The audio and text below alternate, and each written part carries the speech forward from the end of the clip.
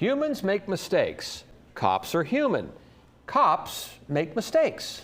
But what exactly is the cost of those mistakes for the citizens caught up in them? Investigative reporter Chris Horn looks at the fallout facing a woman who says what happened to her didn't have to happen at all. Chris? Aisha, we're using only her first name, Shantae. The Suffolk Navy veteran's personal plate was already full with tragedies from the past. Then police came to Shantae's door. According to the warrant, the police were in the right place. Shantae, though, she was in the wrong place. I think this was dramatic and it was not necessary. And this Navy veteran didn't need any more drama or trauma. Shantae says years ago she had seen a friend commit suicide and lost a shipmate at sea. She's rated 100% disabled with PTSD, anxiety, and depression. And then 3 weeks ago, this.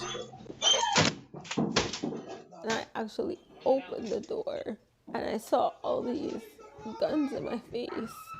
I can't even describe it. Like, I just froze. And before it was over, they had like physically dragged me out of my apartment and put me in handcuffs. And I was just like, I know I kept asking, what's going on? What's going on? Suffolk police were serving a drug warrant. The warrant didn't have her name. It did have her address. Shantae didn't know why they were there, what they wanted from her, or who they were looking for. How many of those questions were answered that day? None.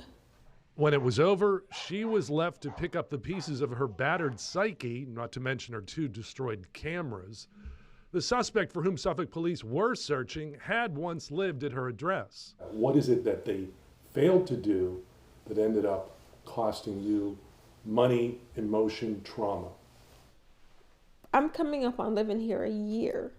They had checked the office. They would have known that no one had lived here except me. Later, the city told us police were present for less than 30 minutes and were searching for evidence of marijuana distribution. Shantae was making progress, coping with the tragedies of her past through therapy and medication. How did that reverse that progress? I feel like I'm back at square one. Her crisis counselor saw the video of what happened. I don't think anybody, should have to go through those type of experiences. Miss Shantae, a person who served our country, a person who's already having challenges each and every day with PTSD, depression, high anxiety, to relive some of those triggers. That's something that we don't wish on anyone. Now, when Shantae answers her door, she keeps a club and mace close at hand. When I came here as well, she had the same baton and the same mace. Paranoia. I've left my house once since this has happened. Fear.